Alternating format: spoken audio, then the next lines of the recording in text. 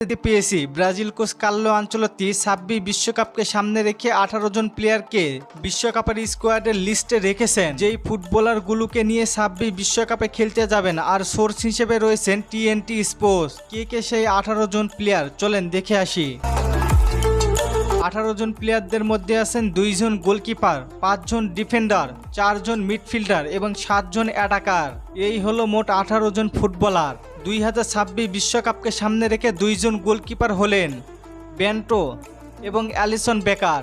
এই 2 জন গোলকিপার বিশ্বকাপে যাচ্ছে, এতে কোনো সন্দেহ নেই।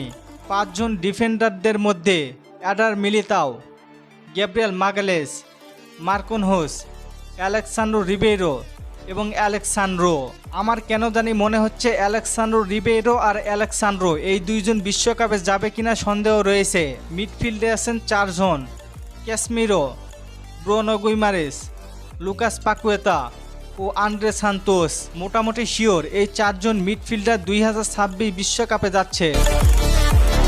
এই 4 জন মিডফিল্ডার বেশ ভালোই ফর্মে আছে, তাই কোস্তা কার্লো আনচেলত্তি তাদেরকে ছাড়তে চাইবে না। ক্লাবের হয়ে একের পর এক দুর্দান্ত পারফরমেন্স করে যাচ্ছেন। অ্যাটাকিং পজিশনে বিশ্বকাপের স্কোয়াডে আছেন 7 জন, তাদের মাঝে রাইট উইঙ্গে আছেন রাফিনহা, এস্তেভাও উইলিয়াম আর তার সাথে লুইস হেনরিক।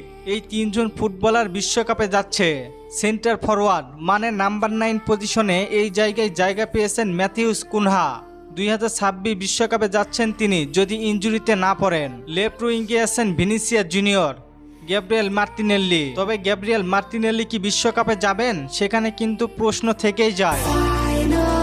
কারণ রাইট উইঙ্গে ভিনির পাশাপাশি রদ্রিগো খেলে থাকেন। এখন দেখার বিষয় কি হয়। এবং নেইমার জুনিয়র কি বিশ্বকাপের স্কোয়াডে জায়গা পাবেন, জানিয়ে দিন কমেন্ট করে।